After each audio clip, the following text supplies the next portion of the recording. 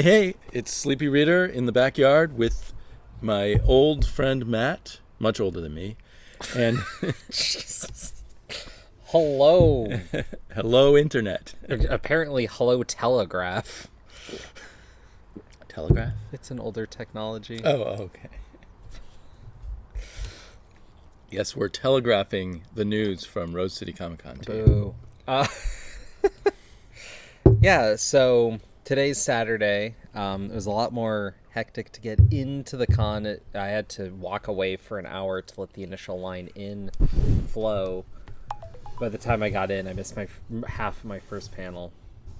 And, oh good, now we have a bar dividing us. Yes. Like panels. And yeah, so yesterday it was faster to get in, at least initially, but I have to give them credit. Once you're on the floor, once you're looking for the panels, like even Saturday was relatively easy to get around. It was just the entrance and exit points that they need to figure out. Sorry, now I'm texting about beer with a long box review who's coming over later. Is he bringing the beer? I guess he wants to get us some beer. Was I supposed to get beer? No. Okay, I'm good. Yeah, so let's see here. Yesterday, what were some of the highlights? I picked up a pile of books because that's what I do. I shop by the pound when it comes to comics. And then Pounds of trades. Yeah, hardbacks. So Got amazing deals like hardbacks for $4. Yeah, a couple things that are out of print, if my memory serves. And not crappy things. I mean, like a lot of Astro City and stuff. Classy comics. Like 90% of what I bought was Astro City. But let's see here. We hit a panel with Kelly Sue DeConnick and what's her name? Chelsea Kane. Chelsea. Okay. Who, for the comics people, is just known for her brief run on Mockingbird.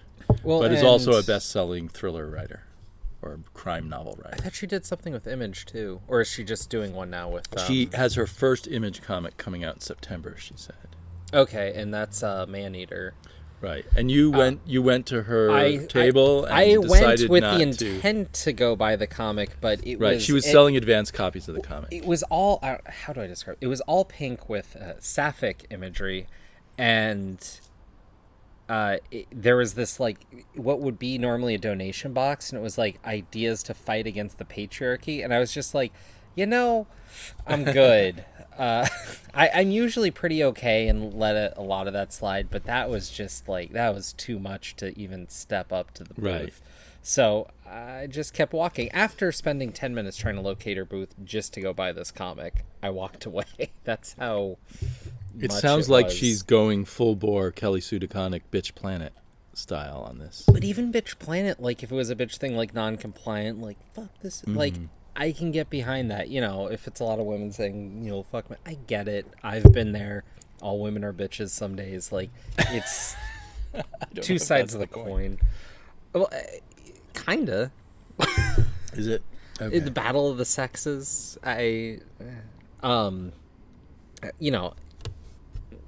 I'm fine with it on some level, but this was just a step beyond where I could even step up. But didn't we hit another panel yesterday? Or Yes, two others. See? One that was on coloring and lettering, where Matt exposed the fact that letterers don't really do very much. So, especially the modern ones that don't have to actually do the lettering. So, okay, to dig in a little more on that, they had 4 people of no note, because they are letterists and colors of the modern age. And stands no, colorists aren't of no note in the modern age. Okay. I'm going to have to beat him up soon. Colorists are of great note in the modern age, but the letterers, one wonders what they're really doing. So they were mostly talking about lettering, and so I had a lot of umbrage with this panel because it was moderated by someone who's doing PR for Dark Horse, as someone who does PR and digital marketing. The way that she was going about it and missing the complete opportunity that she had in front of her was giving me hives. But they were talking about their process of lettering. For the hives. Oh, yeah. Well, that was yesterday. I'm good now. Oh, okay, good. Enough lotion solved the problem, maybe. Yeah, it's my life. Lotion and comics and problems. Fun. So So they basically were talking about lettering, and they had some people up there, and so 3 of them did it digitally, and then there was Stan Sakai, yeah, of Usagi Yojimbo fame, and apparently letter of Gru and the Stanley Spider-Man daily strip newspaper strip. Yeah. How long did he say? I don't know, like 30 years or 20 years? Yeah, like some insanely long amount of time. And he 100% letters by hand. Right. He says the only digital thing he does is email. Yeah. But wow, I just slipped an in there for no good reason. Ums are good. They're the official word of the Sleepy Reader channel. Oh my god. That's why you edit. That's why you edit the podcast. Again. So they were talking a lot about their process of lettering, but they weren't talking about like what hits the page. They were talking about like, well, here's my spreadsheet and here's how I make sure I get paid and all this like back end business stuff, which a little bit, is fun to talk about. But I want to know about, lettering to the page. Like, what's their craft? What are they bringing to what I read? I see you slowly lifted the poll, so I'm going out of frame. And so I was trying for there to be more me. Oh, good. In the picture. Well, it's your channel. That's only yes. fair. So once they asked for questions, my hand shot up first like a rocket. Can I preface this? Because I think it would help. They had said, because they said, there's too many people who think they can letter. They think all it is doing words making a circle and putting words inside of it. Right.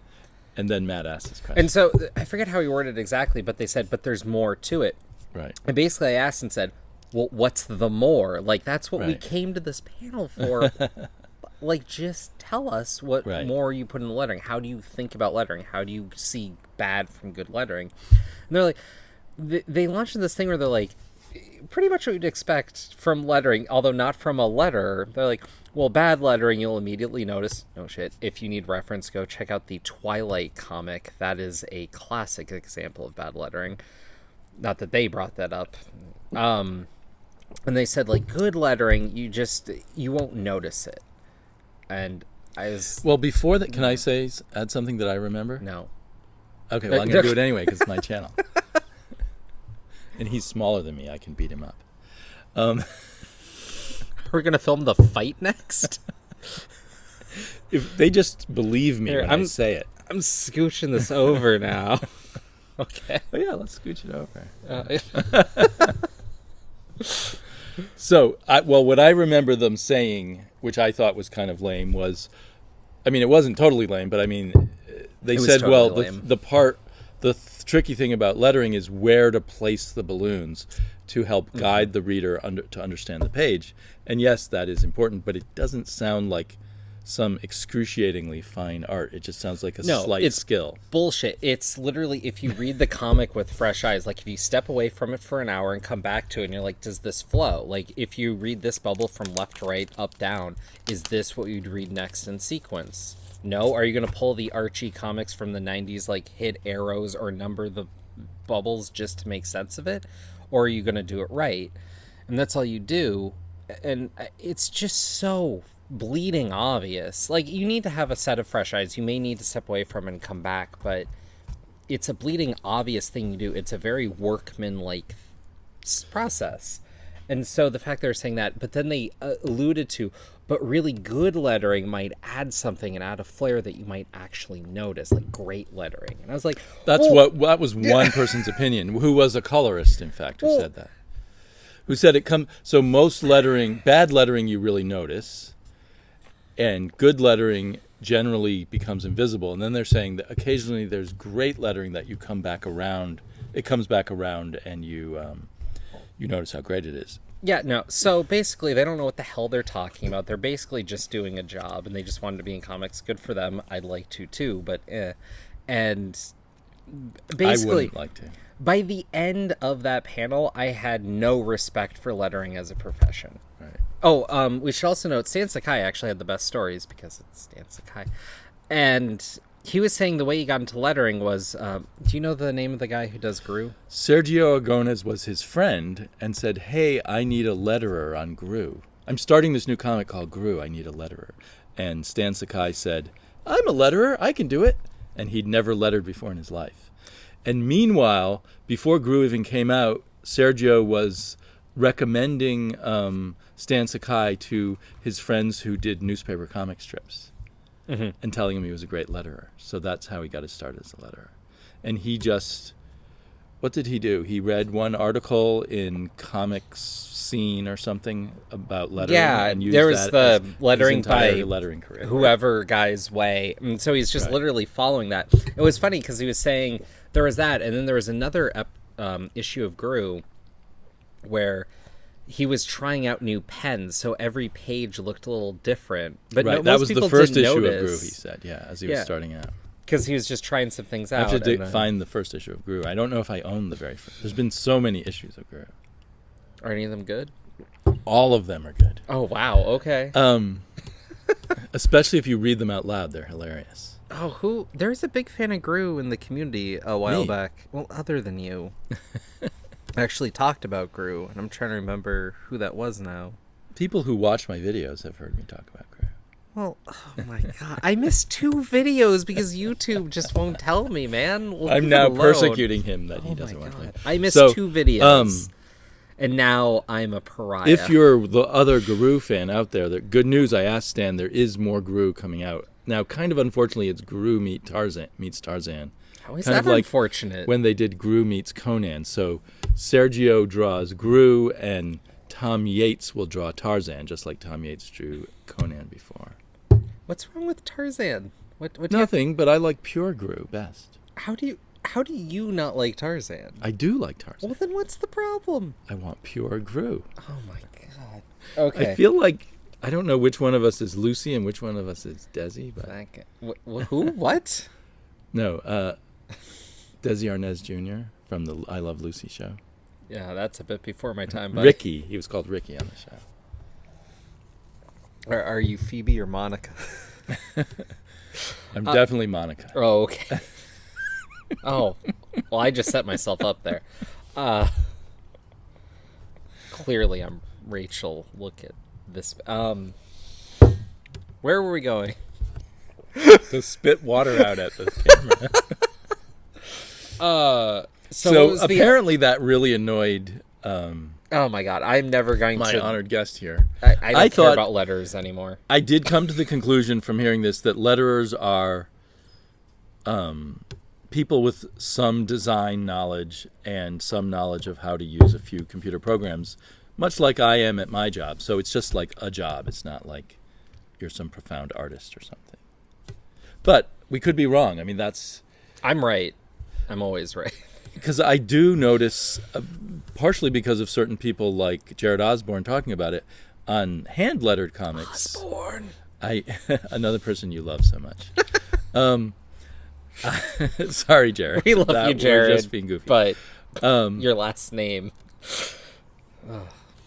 Okay, That's I'm cracking great last name. It's a beautiful last name with a lot of wonderful. We should call him Ozzy, but Jared Ozzy Osbourne. We should call him Norman. Norman Osborn. Could be worse. We could call you Harry. It was the colorists were the ones who were talking about how they chart their every move and how it's all about bookkeeping and stuff. And I did find that kind of depressing, just because I really like the art of coloring right now, with the colorists who do and the 2 colorists who were there were both colorists that I've noticed to be good. One was the woman who's the colorist on Shade, the Changing Woman, which has really great colors. Yeah. Was an Odyssey or anything? I don't know. Odyssey? You mean Batman Odyssey by Neil Adams? Is that your coloring comic? That's the best coloring in comics. No, I was thinking of the Matt Fraction.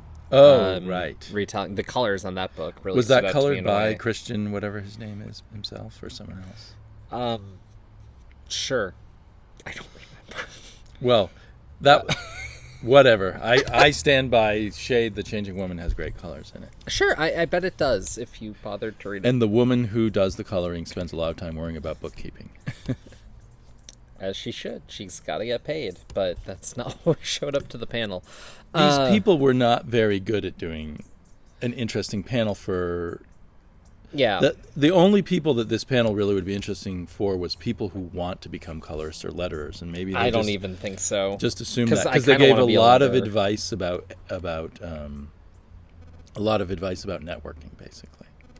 Yeah. And I always hate. I mean, I know it's life. That networking is life, but I always hate hearing about art and how to get your art done, you have to network. I mean, as a consumer, network in anything. I know, that's what you have to do in life. But we're networking right now. We're networking to do what? To have no career and make no money.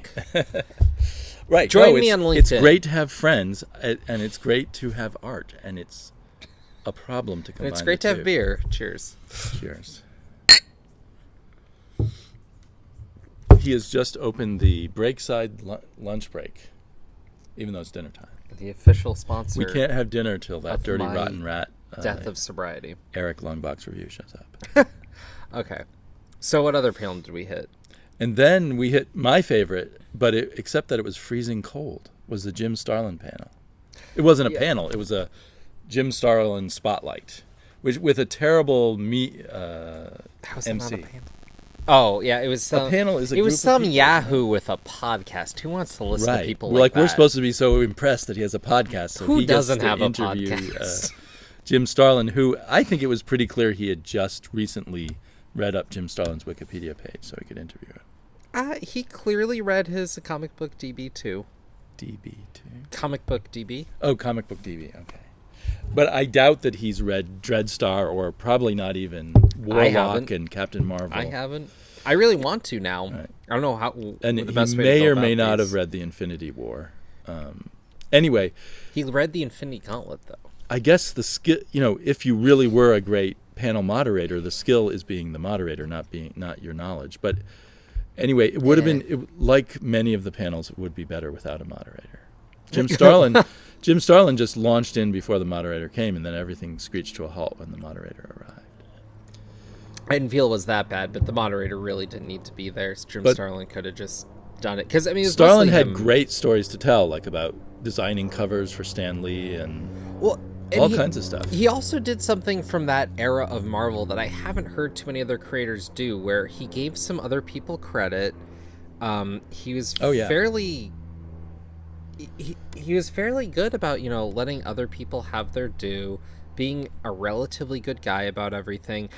And the way he was talking about Thanos was riveting to me. It makes me want to go read a lot of this Infinity nonsense. I need to find a good timeline so I can read through it. I think the thing is to go back and read his original Captain Marvel run. Maybe we could do that at some point. You want to read the entire run?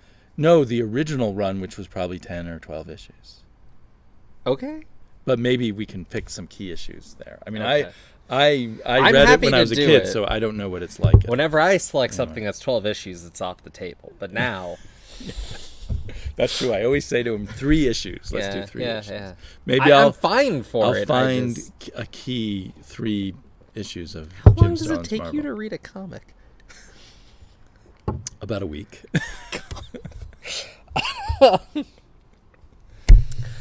I mean, Sometimes a year.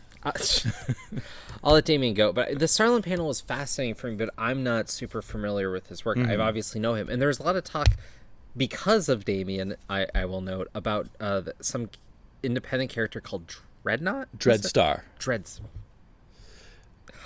Which is a dumb name. A pretty big comic in the 80s. It was it was the first Epic comic. Epic was Marvel's creator-owned line in the 80s. And people think creator-owned is new, but actually it's come in and out of fashion. But well, Spider-Man was creator-owned in the state, right? No. What? Who owns... Martin Goodman and Marvel Comics own Spider-Man. Martin Goodman? He's the one who owned Marvel Comics. Isn't he dead? Yeah, but he owned Marvel Comics before he sold it, so he owned everything. Okay. So anyway, he doesn't usually seem this dumb. Wow. Wow. Jesus. Anyway, well, tell us about Starlin's Dreadstar Starlin was very cool. It was a cosmic kind of thing with a lot of religion stuff and everything. The stuff I haven't read is all his endless '90s reiterations of wars with Thanos, which obviously are very important now in their influence on the movies. I've heard, though, that a lot of them break down to what people feel is a very cyclical retelling of effectively what the original Thanos stories were. That's why I didn't read them in the 90s, because I assumed that without reading them. I should say not the original, because the original Thanos stories are some weird inserts that he had in Iron Man and then Captain Marvel, right? And then on to the Infinity stuff. And the Infinity stuff, a lot of people felt was very similar to the last. So, yeah, I should read some of the early.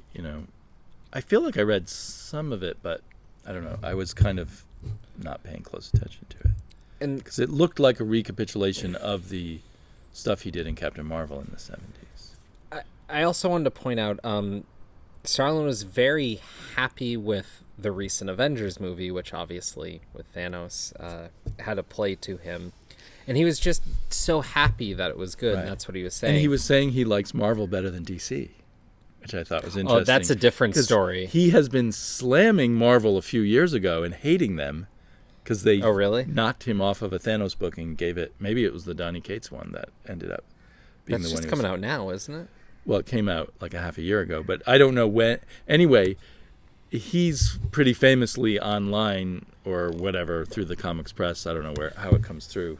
Hot and cold on Marvel, but right now he's hot on Marvel, so I think he's got another good contract with them.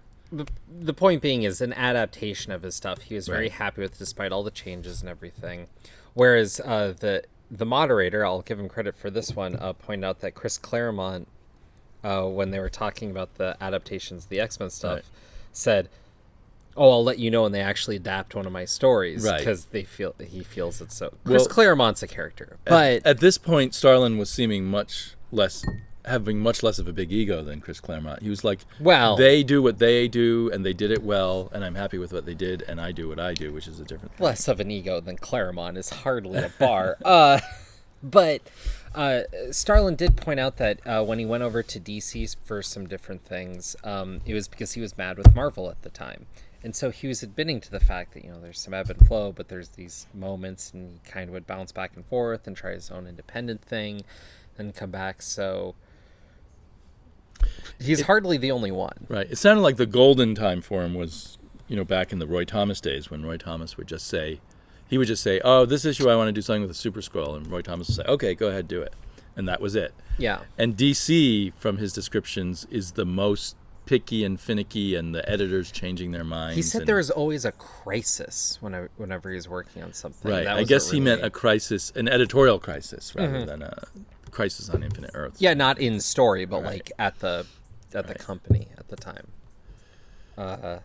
So that was interesting. So what? And then today you went to one panel? No, I went to 4 panels. 4 panels. So tell us about those panels. So the first one I came in late on, but it was most of the panels I went to had this Ben Saunders, who's someone who teaches a comic book minor at the University of Oregon. Seems like an interesting guy. But he was interviewing Bendis about his career, and he was trying to focus on Superman, and he failed in that respect, but I was fine with it. They were going through some things, and I was hearing... Wait, who failed on Superman? Bendis or this guy getting to Bendis a little too late in the panel, because it was supposed to be about Superman, but he was talking about his Marvel career.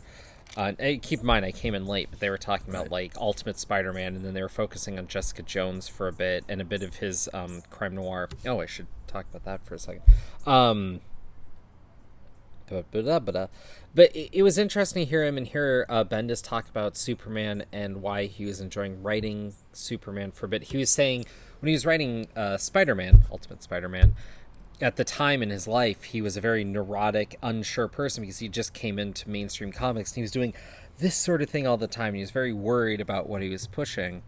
And now that he's writing Superman, he's at a different place. And now that he's writing this character that is always striving to be his best self, after doing that all day, when you go out into the world, he tries to be a better self. It's just so on he's his more mind. like Superman from writing Superman. That's more or less what he's saying. Well, but I mean, in a way that he's saying, like, he's trying to be his best self when he can. And Superman's not neurotic, right? Right. So is it making him less neurotic? Yeah, and he was saying less of a Woody Allen character.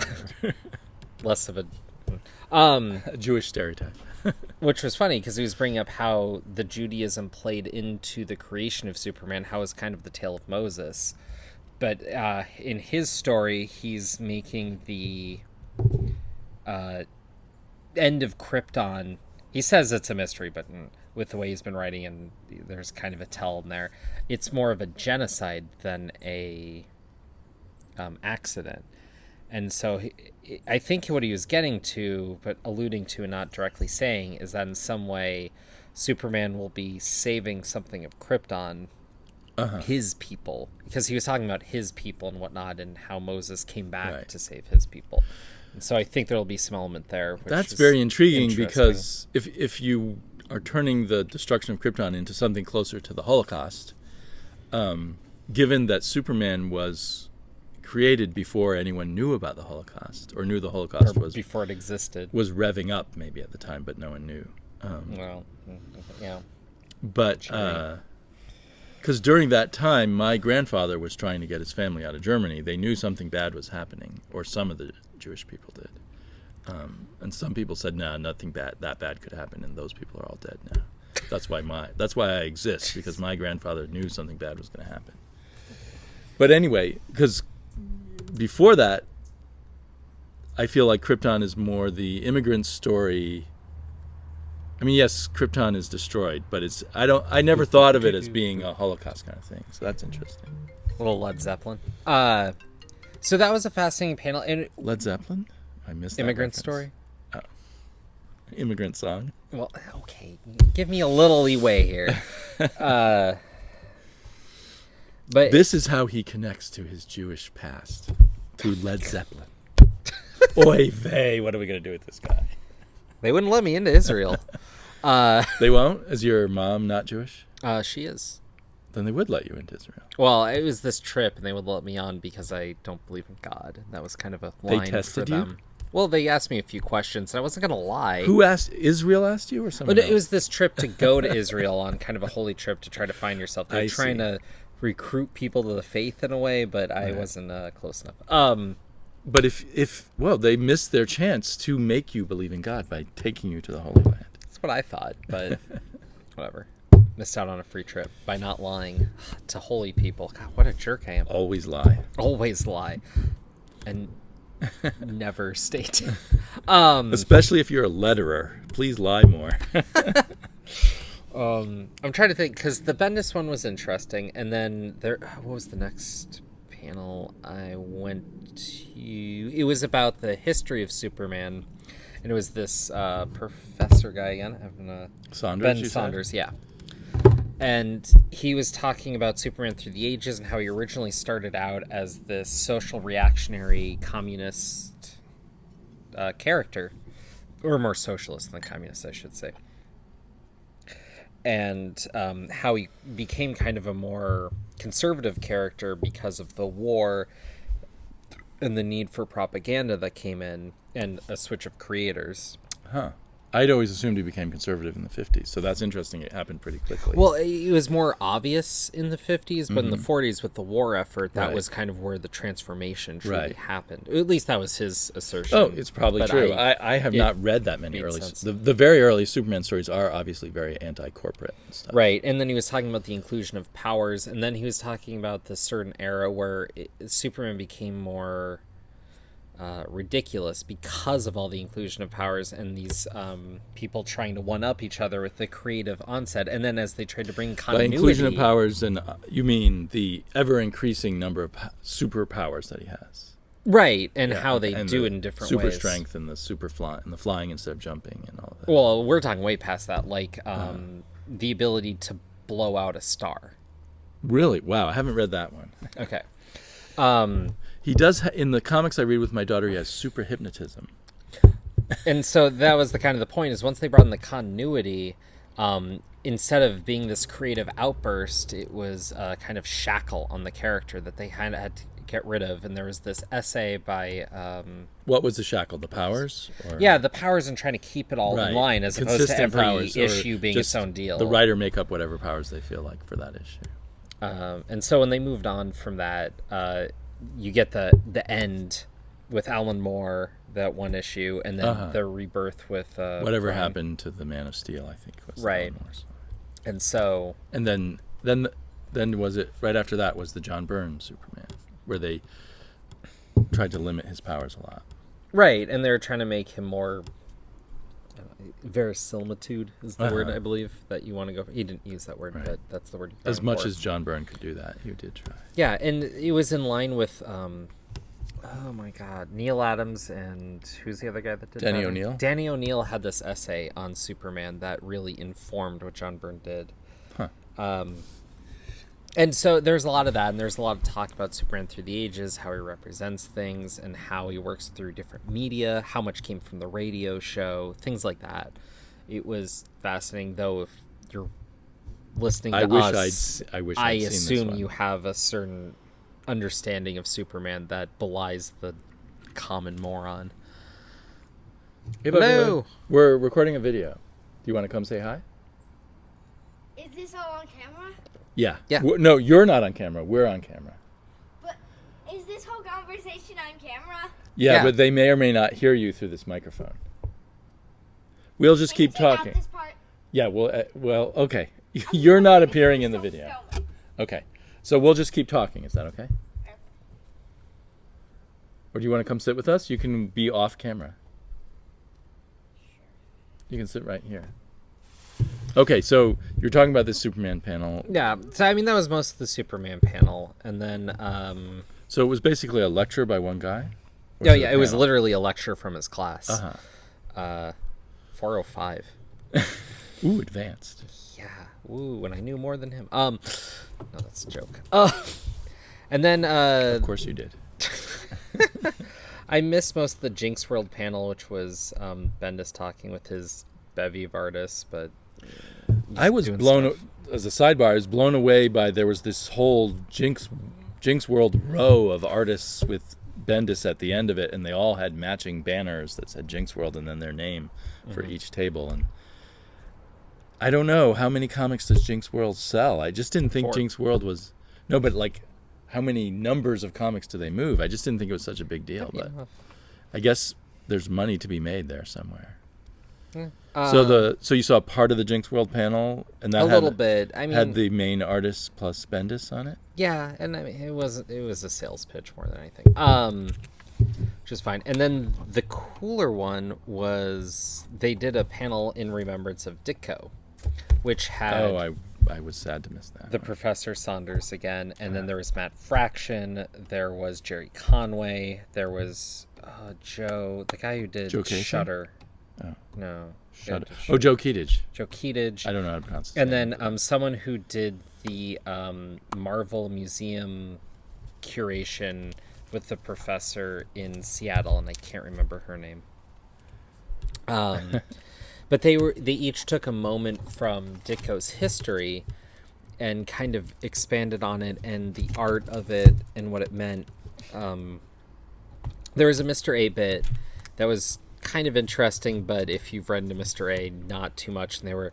Did you know he did Kickstarters for the last several years of his life? No. Right. Thanks. I'm at the Ditko panel. I bet a lot of people do not know that.